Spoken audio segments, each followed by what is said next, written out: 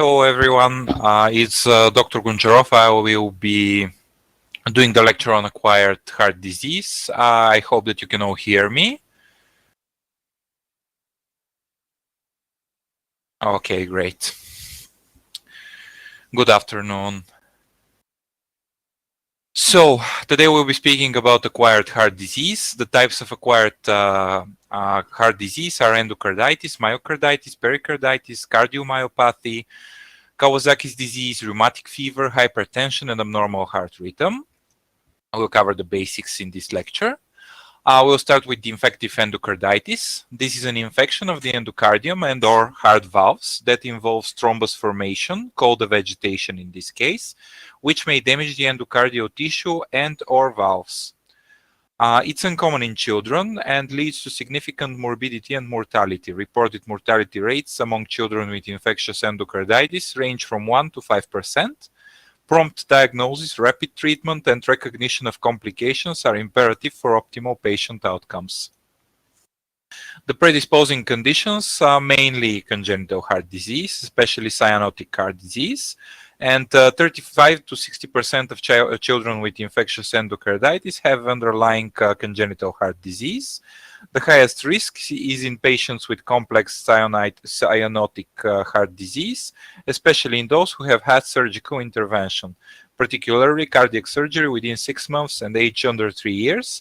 Of course, the risk is higher in the children that have prosthetic material and valves implanted in the operation, because foreign material, especially during the first 6 months, doesn't have any epithelium on its surface, and different kinds of bacteria, viruses, and so on can colonize it. Central venous catheters is another predisposing condition. The increased use of these in critically ill and premature infants, children with cancer or connective tissue disorders, is a major factor for infectious endocarditis. Other intercardiac devices like ventricular atrial shunts, pacemakers, implantable cardioverter defibrillators, and prosthetic and bioprosthetic valves, as I've said about the surgery with prosthetic material, is of course a risk, and the use of these devices is becoming more common, which leads to more device-related infectious endocarditis with different types of etiology. Rheumatic heart disease is an uncommon predisposing condition in children. In developed countries, the incidence of rheumatic heart disease has declined dramatically with the use of antibiotics, the penicillin antibiotics, for treatment of Streptococcus pyogenes type B. However, in resource-limited settings, rheumatic heart disease remains an important risk factor. So in developing countries where there is no widespread use of diagnostic tools for strep infections and there's not enough antibiotics for treatment of scarlet fever and so on, you would have more rheumatic heart disease and relatively higher incidence of infectious endocarditis. Other risk factors are intravenous drug abuse and degenerative heart disease, which are more common in the adult population. They are not commonly seen in children, and when seen in children, it's typically in adolescents. The pathogens causing IE in children are bacteria. From the bacteria, Viridans streptococci, which is the most common causative organism at all ages, and the second most common is Staphylococcus aureus. Then you have Enterococcus, coagulase negative Staphylococci, hemolytic streptococci, groups A, B in neonates and elderly, C, G, D, Streptococcus pneumoniae, gram-negative enteric bacilli, and Hayseck organisms, Haemophilus, Actinobacillus, Cardiobacterium, Eikenella, and Kingella, but these are really rare. Other pathogens are fungi. From these, the most important are Candida, non-albicans Candida, Aspergillus, and Cryptococcus neoformans. From others, Coxiella burnetii, which is an atypical bacterial reason for IE, and it's one of the most atypical reasons for infectious endocarditis. And as you would see later in the presentation, even one blood culture with positive Coxiella burnetii is a major criteria for putting the diagnosis. Also chlamydia, although very rare, and in some cases, different depending on the population and the tools used, you might have up to 10-15% of culture negative endocarditis. The pathogenesis is from complex interactions among blood-borne pathogens, damaged endothelium, fibrin, and platelets. The result is the infectious endocarditis. The endocardial surface is initially injured by turbulent blood flow. Turbulent blood flow can happen when you have some kind of congenital malformation, when you have prosthetic valves, when you have regurgitations, stenosis, and so on. At the site of endothelial damage, fibrin, platelets, and occasionally red blood cells are deposited and initially form a non-infected thrombus. Transient bacteremia, which occurs in normal children, in every bacterial disease and viral disease, in any disease in children, you have spread of the pathogen through blood, and this leads to adherence of microbial pathogens to the injured endocardium and thrombus. Subsequent fibrin and platelet deposition over the infected vegetation results in a protective sheath that isolates the organisms from host defenses and permits rapid proliferation of the infectious agent. Involvement of other organs is secondary to embolization or immune-mediated processes like glomerulonephritis, for example. The manifestations can be subacute with prolonged course of low-grade fever and non-specific complaints, fatigue, arthralgias, myalgias, weight loss, exercise intolerance, diaphoresis. These manifestations can stay for a bit of time, sometimes even months, before recognizing the condition.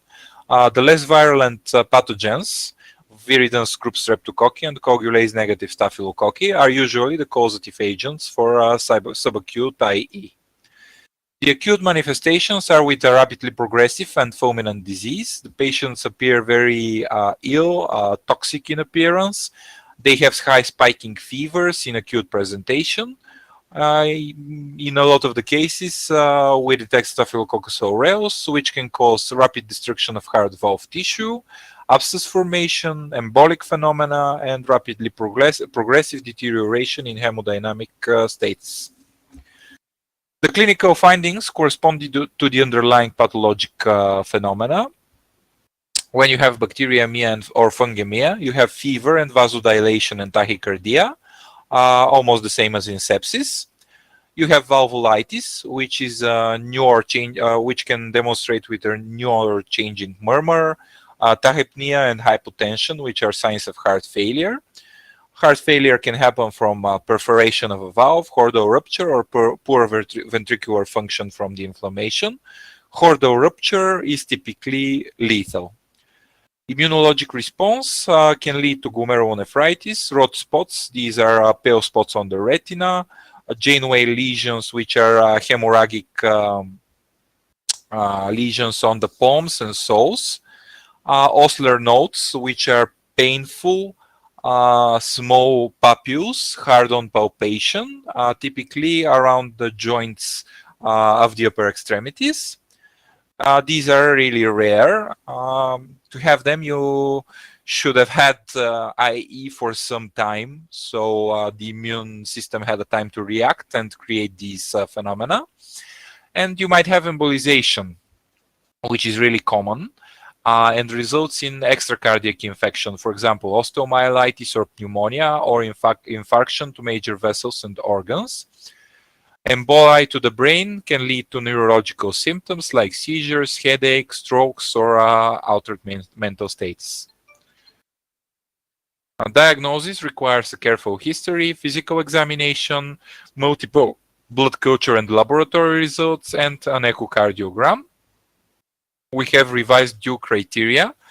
To put the diagnosis, you must have one of two pathologic criteria, or the presence of one major and three minor, or five minor criteria. Pathologic criteria, there are two: pathologic lesions, vegetation, or intracardiac abscess demonstrating active endocarditis on histology, or microorganism which is demonstrated by culture or histology of a vegetation or intracardiac abscess. The clinical criteria: first we have the major criteria. Positive blood cultures for IE, typical microorganisms from two separate blood cultures. When you have these, Staphylococcus aureus, Viridans streptococci, Streptococcus gauliticus, the Hayes group, community-acquired enterococci, you require only two separate blood cultures to have the major criteria.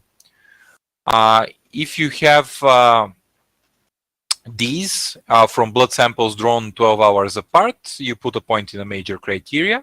If you have an organism that is not common for IE or is more commonly skin contaminant, you have to 3 or a majority of 4 separate blood cultures with first and last drawn at least 1 hour apart. And as I've said, a single positive blood culture for Coxiella burnetii or phase 1 IgG antibody titer above 1 to 800 is a major criteria for IE. Another major criteria is the evidence of endocardial involvement. Echocardiogram positive for IE means that you have a vegetation. A vegetation is an oscillating intracardiac mass on a valve or on supporting structures in the path of regurgitant jets or on implanted material in the absence of an alternative anatomic explanation. Abscess or new partial dehiscence of a prosthetic valve. If you have new valvular regurgitation, this is also an evidence of endocardial involvement, but the increase or change in a pre-existing murmur is not sufficient. Minor criteria: first is the predisposition, intravenous drug use, or presence of predisposing heart condition. Fever, temperature above 38 degrees, vascular phenomena, major arterial emboli, septic pulmonary infarcts, mycotic aneurysm, intracranial hemorrhage, conjunctival hemorrhages, or Janeway lesions. Immunologic phenomena, the ones we said: glomerulonephritis, Osler nodes, rod spots, rheumatoid, sometimes rheumatoid factor. Rheumatoid factor is rarely positive in infectious endocarditis. And microbiologic evidence: positive blood cultures that do not meet major criteria, or serologic evidence of active infection with organism consistent with IE.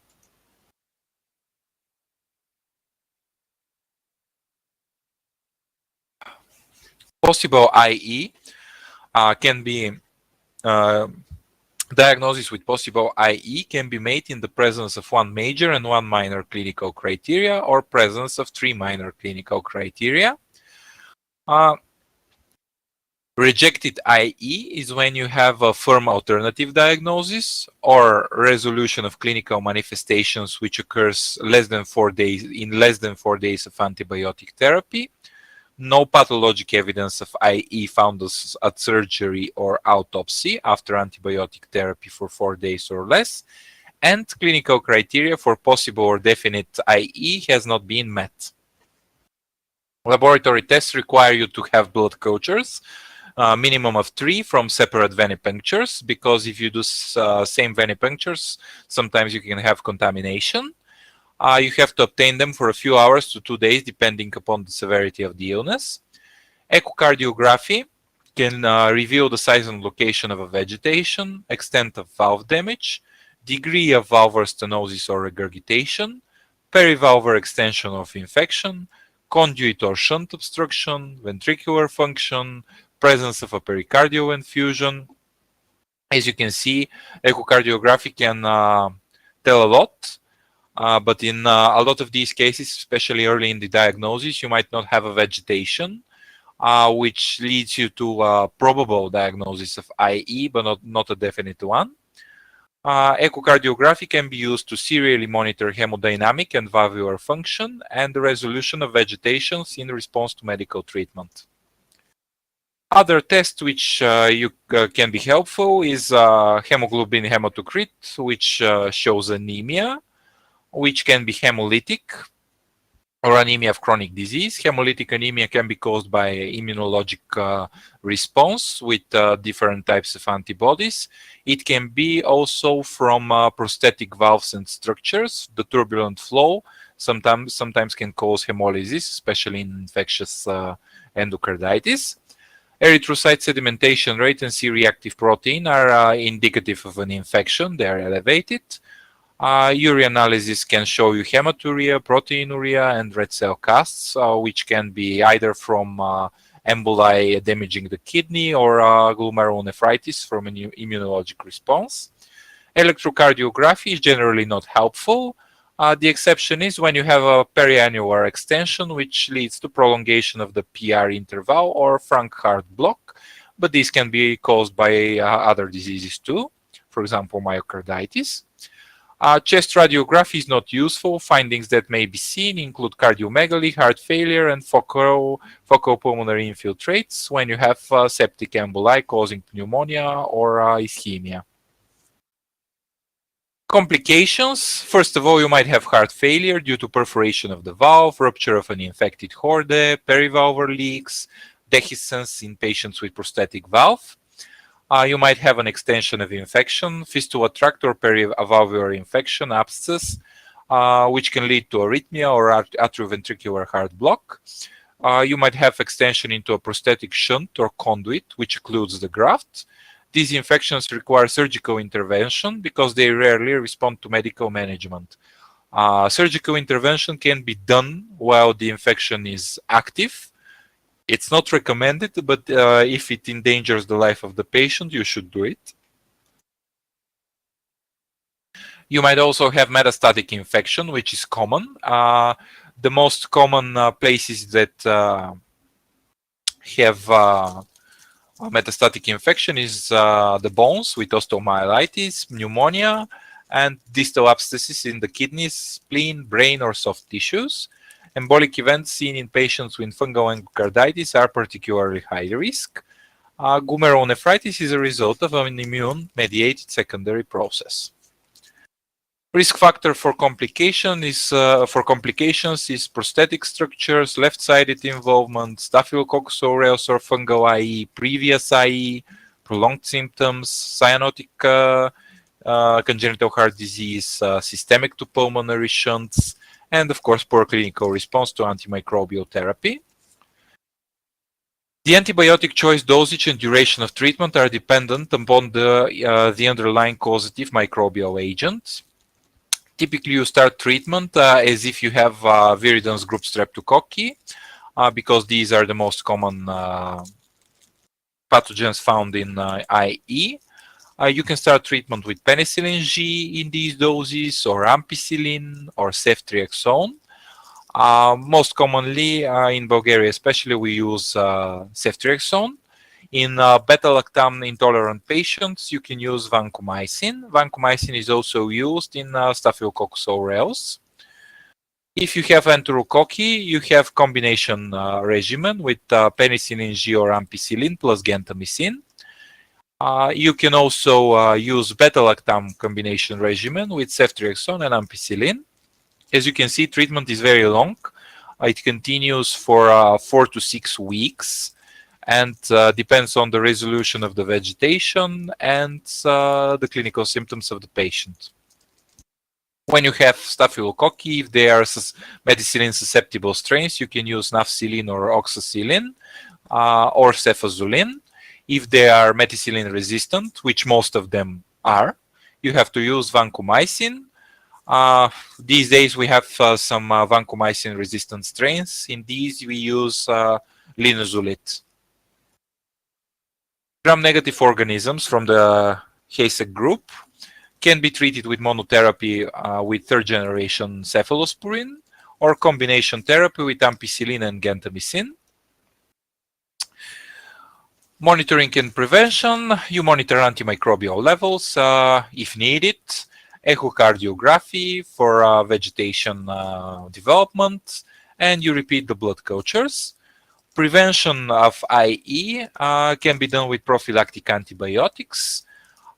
Before and during all dental procedures, some other guidelines started stating that you should not give antibiotic prophylaxis in a lot of the congenital heart diseases.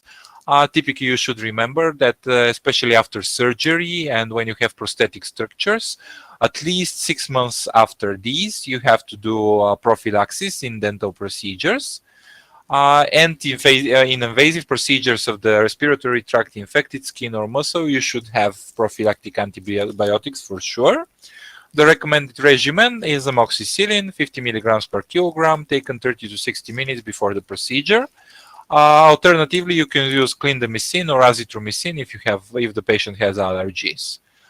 Prolonged or continuous antibiotic prophylaxis is not recommended in any case. We'll continue with myocarditis. This is an inflammatory disease of the myocardium with many different etiology, most of which are infectious. Affected patients can present with a broad clinical spectrum of signs and symptoms, ranging from subclinical disease to cardiogenic shock, arrhythmias, and sudden death. It's a rare disease in children with an estimated annual incidence of 3 to 10 per 100,000 people. In this COVID era, in the beginning, the first strains of COVID had a lot, produced way more myocarditis than the estimated annual incidence. Thankfully, the last strain, the Omicron strain, doesn't produce that much complications from the heart. Of course, this incidence, as stated here, is underestimating the true incidence because there's a lot of children with subclinical disease. The infections causes are mainly viral, with mainly enterovirus, adenovirus, parvovirus, Epstein-Barr virus, cytomegalovirus, and human herpes 6. You can have also bacterial, mycotic, spirochaetal, rickettsia, protozoal, helminthic myocarditis, but they're really a lot rarer. Mostly you have viral myocarditis. Of course, you can have non-infectious causes from cardiotoxins such as alcohol, anthracyclines, catecholamines, and cyclophosphamide. You can have hypersensitivity reactions from antibiotics, diuretics, insect bites, and tetanus toxoid. And you can have systemic disorders and radiation. From the systemic disorders, we're talking about diseases of the connective tissue diseases. The clinical manifestations, when you have, in most cases, you have viral prodrome because they're caused by viral diseases. You have a history of recent respiratory or gastrointestinal illness within the previous 2 weeks. Typically, the patient had fever, myalgia, and malaise several days prior to the onset of symptoms of heart dysfunction. You might have also non-specific symptoms such as respiratory distress, gastrointestinal symptoms, but nothing specific.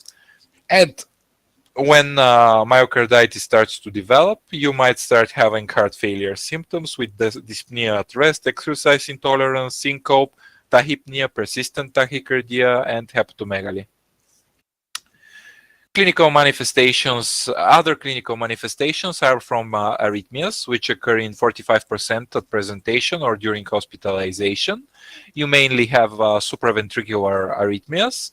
But sometimes you can have ventricular arrhythmias, which can lead to torsade du pointe or malignant ventricular tachyarrhythmias.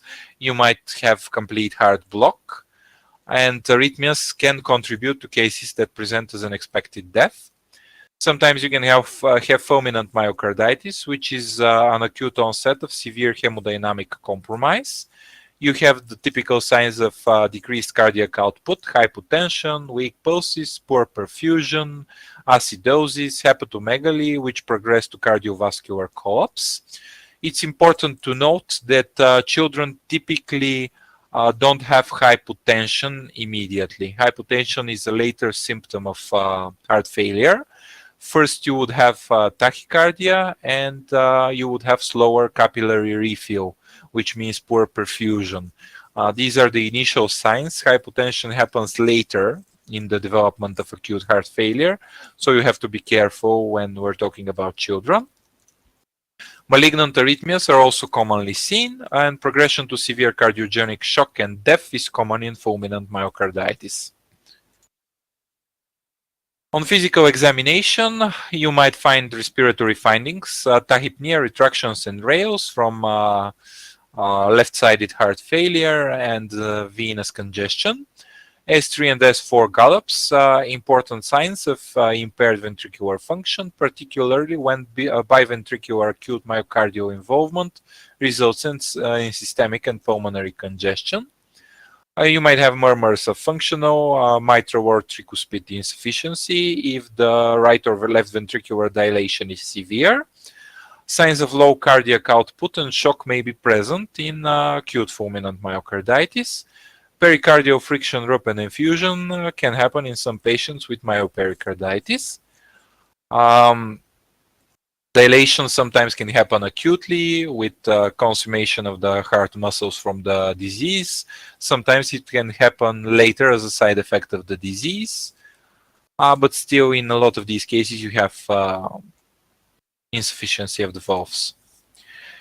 Initial evaluation requires you to do ECG, cardiac biomarkers. These are the creatinine kinase with the different fractions and troponin 1. Natriuretic peptides. BMP is a great marker for differentiating cardiac from pulmonary disease. Using natriuretic peptides lets you quickly establish a diagnosis of heart failure. Chest radiography helps in assessing the pulmonary status and reveals cardiomegaly, and echocardiography can show you the contractile compromise of the heart, dilation, and regurgitations. ECG is usually abnormal. Changes are not specific and sensitive. You might have ST segment and T wave abnormalities with inverted T waves, but up until the 6 to 8 years of age, T waves are inverted in precordial leads, so that is not very helpful. You might have abnormal axis. You might have ventricular or atrial enlargement and decreased voltage.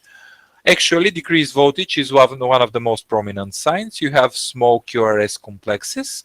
This happens in both myocarditis and pericarditis, so you have to be able to distinguish between these with different ECG markers and echocardiography, of course.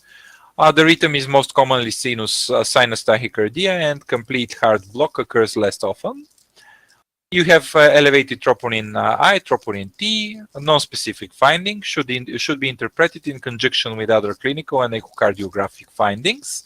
Higher level does not necessarily correlate with severity of illness, and this can help distinguish acute myocarditis from chronic dilated cardiomyopathy. In a lot of viral disease, you might have a little bit of elevated troponin, which doesn't mean that there's a severe cardiac involvement, and it doesn't lead to any problems whatsoever. The natriuretic peptide system impacts salt and water handling and pressure regulation, and may influence myocardial structure and function. The brain natriuretic peptide is a hormone that is identified in the brain but released primarily from the heart, particularly the ventricles. It may be elevated in myocarditis. It can distinguish, as I said, between pulmonary and cardiac pathology, and has been evaluated as predictor of outcome in acute heart failure. Chest radiography is abnormal in 50% of the cases, with non-specific findings of cardiomegaly, pulmonary vascular congestion, and pleural effusions.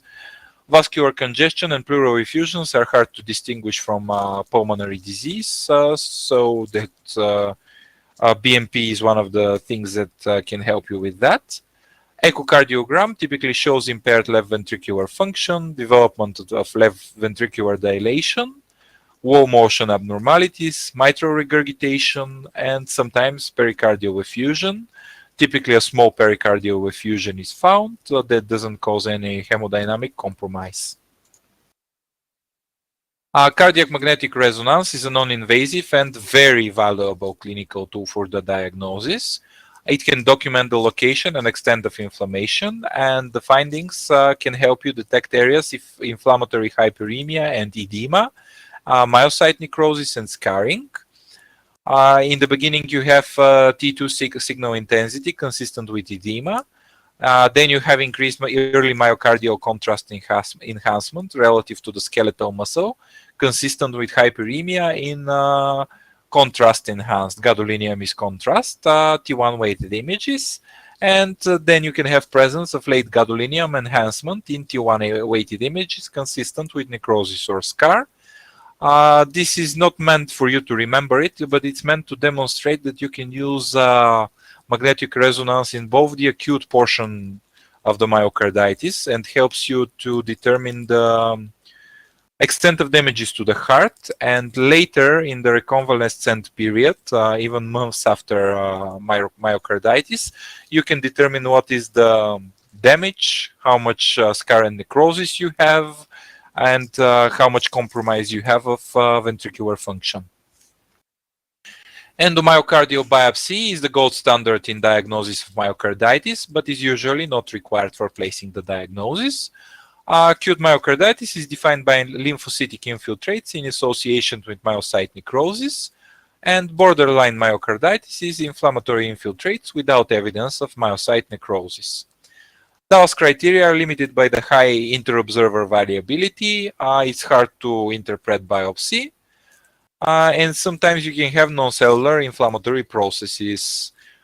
Also, myocardial biopsy is something that has its risks. It's done by catheterization, but it can lead to perforation, especially in dilated ventricles. And it can also lead to a compromise. So you should only do it if you need to do it. Other studies that might be helpful: markers of inflammation, of course, which are frequently elevated in myocarditis, complete blood count, which can show you an evidence of infection, blood gases, which typically demonstrate metabolic acidosis due to inadequate systemic perfusion. There's the PCR, which can show you viral DNA. PCR can also be done from endocardium biopsy. You can do tissue PCR and also finds viruses especially. Immunocytochemistry techniques can show you anti-CD3 T lymphocytes and so on, which are more helpful when we're talking about autoimmune diseases. And viral cultures can also be done, mainly from biopsy specimens, but they're rarely positive and are typically not used. Criteria for diagnosis are heart failure, fever, virus syndrome, fatigue, dyspnea, chest pain, palpitation, syncope, accompanied by laboratory ECG, echocardiography. You can also support the diagnosis by cardiac magnetic resonance, endomyocardial biopsy, and PCR of viral genome. Although the last part is optional in the diagnosis of myocarditis, cardiac magnetic resonance has become more common and more routinely used because it can help you make a prognosis for every patient. A differential diagnosis is, of course, acute heart failure from a structural heart disease, cardiomyopathy, sepsis, Kawasaki disease, primary arrhythmias, mainly a structural heart disease and cardiomyopathies, and it depends on the age. In some ages, you would be considering cardiomyopathies more, especially in adolescents, while in infants and smaller children, you would consider structural heart disease. Sometimes it's hard to distinguish severe sepsis, Kawasaki disease from myocarditis. Sometimes Kawasaki disease can cause myocarditis, so they can overlap. It's not an easy diagnosis at all. And of course, you should differentiate with respiratory distress from bronchiolitis, asthma, pneumonia, which can have similar symptoms, but way different place of infection. Management is by supportive treatment with oxygen and careful fluid resuscitation. Mild symptoms require diuretics and afterload-reducing agents and nothing more.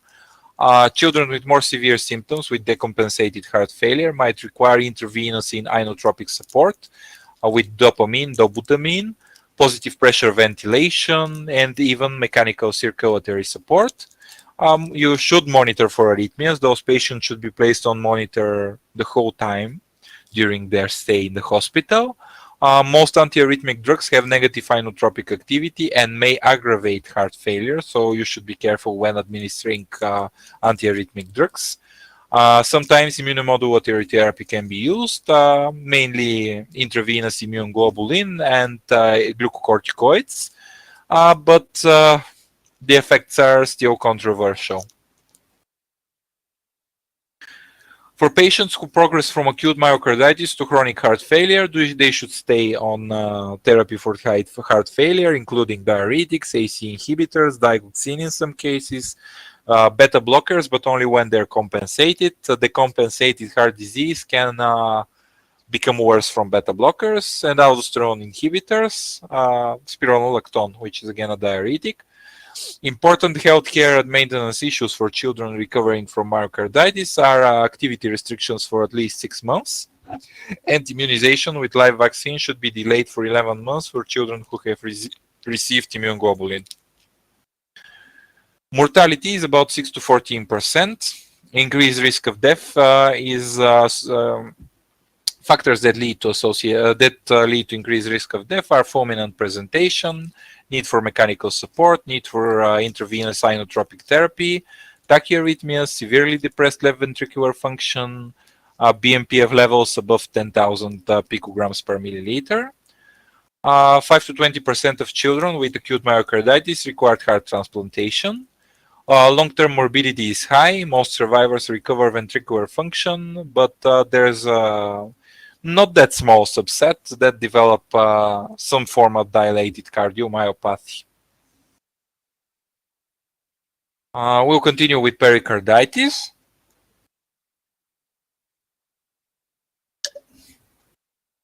Excuse me. Pericarditis is inflammation of the parietal and visceral surfaces of the pericardium. Diseases of the pericardium present clinically in one of several ways: acute and recurrent pericarditis, pericardial effusion without major hemodynamic compromise, cardiac tamponade, which is the most severe form of pericarditis, constrictive pericarditis, and effusive constrictive pericarditis. Etiology, again, is most commonly viral, and pericarditis is in a lot of cases associated with some other disease, and it's not isolated. From the viruses, you have Coxsackie, echovirus, mumps, Epstein-Barr, influenza, cytomegalovirus, almost the same as in myocarditis. Bacterial reasons are Staphylococcus aureus and Streptococcus pneumoniae. You can also have mycotic pericarditis from, again, Candida albicans, non-albicans Candida, Aspergillus. Collagen vascular diseases, metabolic and neoplastic diseases are very highly associated with pericarditis. For example, lupus, juvenile idiopathic arthritis, especially the systemic form, have serositis, and in a lot of these cases you have pericarditis. You can also have contiguous spread or traumatic pericarditis. Contiguous spread typically happens from pneumonia. Symptoms of pericarditis depend on the amount of fluid in the pericardial space and how fast it accumulates. Symptoms are of chest pain, which is worsened if lying down or with inspiration, dyspnea, malaise, and patient assumes sitting position. Non-constrictive pericarditis has fever, tachycardia, friction rub accentuated by inspiration, body position, enlarged heart by percussion and X-ray examination, and distant heart sounds. Constrictive pericarditis has distended neck veins, Kussmaul's sign, which is the inspiratory increase in jugular venous pressure, distant heart sounds and pericardial knock, hepatomegaly and ascites, edema and tachycardia, and tamponade has all of these, plus more distended neck veins, hepatomegaly because of the heart failure, pulsus paradoxus, which is above 10 millimeters with inspiration, narrow pulse pressure, and weak pulse with poor peripheral perfusion. The problem with pericarditis is that you have damage to the diastolic filling of the ventricles. Typically you have normal systolic function, but because of the pressure made from the fluid in the pericardium, you don't have good feeling, especially in constrictive pericarditis, and of course in tamponade. Feeling is almost none, and you start having the signs of heart failure.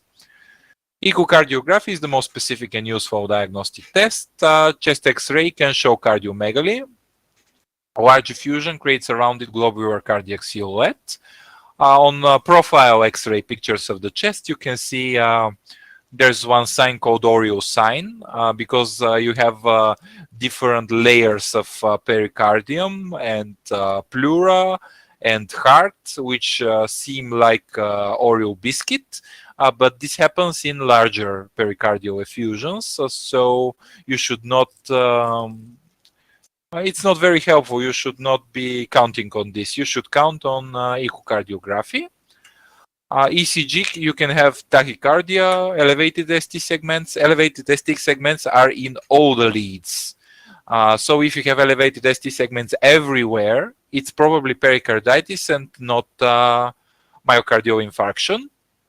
You can have reduced QRS voltage or electrical alternance, variable QRS amplitude. Selective additional testing is done when you think about some kind of viruses. You can take blood cultures. You can do anti-streptolizine titers if you think about Streptococcus pyogenes. Diagnostic testing of the pericardial fluid can be done when you do pericardiocentesis or surgically do a pericardiotomy and drain the fluid. You need two of the following criteria to place a diagnosis. Typical chest pain, which is sharp and pleuritic, improved by sitting up and leaning forward. Pericardial friction rub, which is a superficial scratchy or squeaking sound, best heard over the left sternal border. Changes on the ECG, which is typically widespread ST segment elevation, and new or worsening pericardial effusion. Treatment is if we're talking about hemodynamically significant diffusion, you should do pericardiocentesis or surgical drainage of the pericardium, which can also help determine the etiology. Additional treatment is directed at the specific etiology. There is no specific treatment for viral pericarditis other than anti-inflammatory medications. You typically start with non-steroid anti-inflammatory drugs. You can also use corticosteroids, which have controversial effects, but they still help. Cardiomyopathy is a primary myocardial disease of the heart muscle itself, not associated with congenital, valvular, or coronary heart disease or systemic disorders. Prevalence is 10 to 100,000 in the neonatal period, 36 to 100,000 for all age groups for dilated cardiomyopathy, and 2 per 100,000 for all age groups for hypertrophic cardiomyopathy. In this condition, pathological processes directly affect the heart structure, causing myocardial dysfunction. You have idiopathic, which is the primary cardiomyopathy. You have these types, which are dilated, hypertrophic, restrictive, arrhythmogenic, right ventricular, specific, and non-classified cardiomyopathies, which include fibroelastosis and amyloidosis hypertension. You can have also non-compact left ventricle cardiomyopathy, which is similar to the arrhythmogenic right ventricular cardiomyopathy, but on the left ventricle. You can have secondary cardiomyopathy from infectious reasons, metabolic, toxic, immune cause, systemic disease, or heredofamilial cause. The functional classification makes them in 3 groups: dilated cardiomyopathy with ventricular dilation with decreased contractile function, hypertrophic cardiomyopathy in which you have massive ventricular hypertrophy with increased contractile function. Ventricular filling is impaired by relaxation abnormalities, so you mainly have problems with diastolic filling, not that much with systolic function.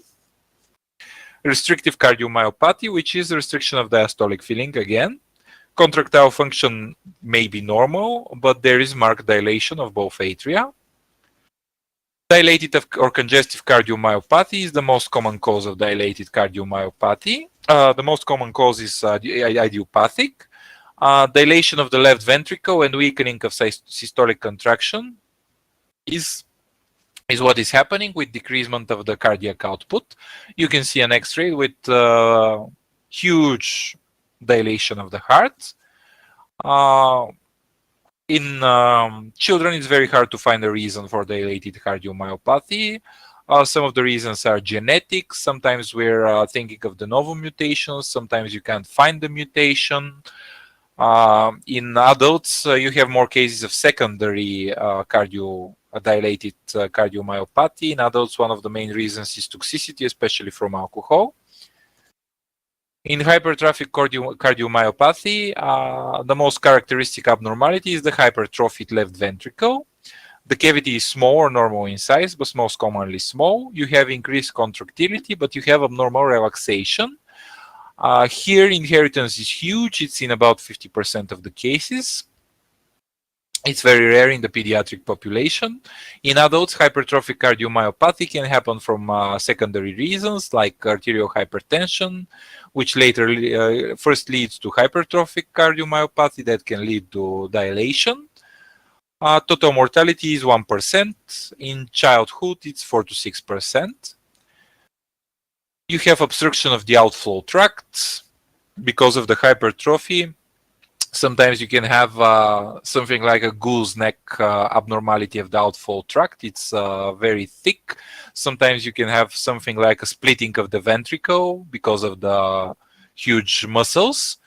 You have diastolic dysfunction, myocardial ischemia, because the hypertrophied myocard of the left ventricle requires a lot of oxygen, a lot of metabolites. And sometimes coronary arteries are not enough to supply the oxygen required for the increased contractility, and you can have ischemia, especially during extreme physical activity. You have mitral regurgitation and arrhythmia in a lot of the cases. Physical examination shows sharp upstroke of the arterial pulse due to the high contractility. You can have ejection systolic murmur, which is most audible at the middle and lower left sternal borders or at the apex, which is mostly caused from the obstruction of the outflow tract. And you can have a soft whole systolic murmur of mitral regurgitation, which might not be heard due to the ejection systolic murmur. On the ECG, you have changes for left ventricular hypertrophy, STT changes, and abnormally deep Q waves due to septal hypertrophy with diminished or absent R waves in the left precordial leads and arrhythmia. On X-ray, you have left ventricular enlargement with a globular-shaped heart. Pulmonary vascularity is usually normal. On echocardiography, you see concentric hypertrophy, localized segmental hypertrophy, asymmetrical septal hypertrophy, and diastolic function is always abnormal. In restrictive cardiomyopathy, you have ventricular diastolic filling, which is impaired, resulting from excessively stiff ventricular walls. Idiopathic, it can be idiopathic or be associated with a systemic disease like scleroderma, amyloidosis, sarcoidosis, or an inborn error of metabolism, for example, mucopolysaccharidosis. This condition is characterized by markedly dilated atria and generally normal ventricular dimensions and contractility. Clinical manifestations are from intolerance to exercise, weakness and dyspnea, and chest pain. Physical examination shows jugular venous distension, gallop rhythm, systolic murmur due to valve regurgitation. Chest X-ray can show cardiomegaly, pulmonary venous congestion, occasional pleural effusion. ECG, mainly prominent atrial hypertrophy. It can show also atrial fibrillation and paroxysms of supraventricular tachycardia. This happens later in the development of the disease when you have markedly dilated atria. In diagnosis, first you should do an X-ray with esophagography, a 24-hour ECG, radionuclide ventriculography, very helpful. Even though you have some radiation, it can show you the structure of the heart, it can show you places of ischemia, it can show you the function of the cardiomyocytes, so it's a good diagnostic step in these diseases.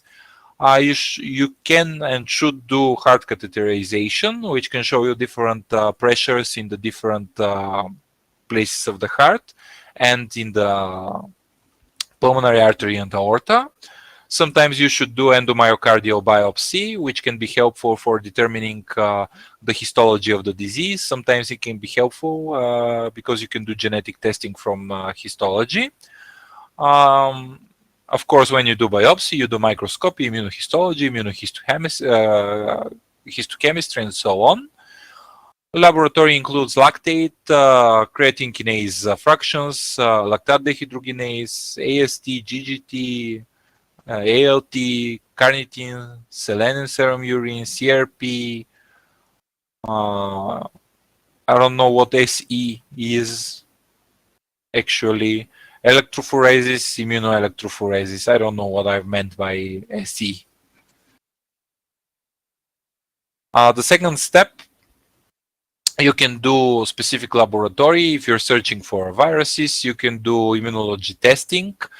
You should typically start with anti-nuclear antibody screening, C3, C4 complement levels. Sometimes you can do anti-IgG towards different structures to find some autoimmune disease.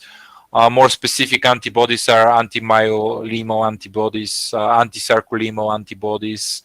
You can check TNB lymphocyte activity.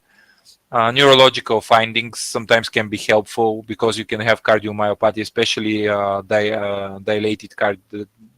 dilation cardiomyopathy from muscular dystrophies like Duchenne and Becker. So you can do EMG or skeletal muscle biopsy. You can have some syndromes with ophthalmological findings like cataract in Kearns-Sayre syndrome. Then you do the scintigraphy. You can do a PET scan. PET scan is becoming very modern these days. It can be helpful to find which parts of the myocardium are metabolically active, which are inactive. It can be helpful in distinguishing tumors. Therapy for dilated cardiomyopathy is treatment for acute heart failure, including pacemaker and ICD, because with the dilation of the ventricles and the atria, you might start having malignant arrhythmias, which would require pacing or defibrillation, and most of these patients require heart transplantation at some moment in their life. Hypertrophic cardiomyopathy is treated with mild restriction activity, beta blockers, which reduce the metabolic demands of the heart and can be helpful for treating arrhythmias. You can do transaortic septomyotomy and myectomy, which are risky procedures but might be helpful for relieving the obstruction of the outflow tracts. And of course, heart transplantation in long term. Restrictive cardiomyopathy is treated mainly with diuretics, which reduce preload and improve diastolic filling. In a lot of these cases, there's anticoagulants used because of turbulent blood flow and risk for thrombus formation. And because when atria grow in size and dilate because of the restriction, they produce a lot of arrhythmias, especially atrial flutter, which is a huge risk for thrombus formation. You can do antiarrhythmic agents if you have arrhythmias, ICD in severe cases, and again, heart transplantation. That's it for today. I know it was a lot. Do you have any questions, something that bothered you, something that you didn't understand?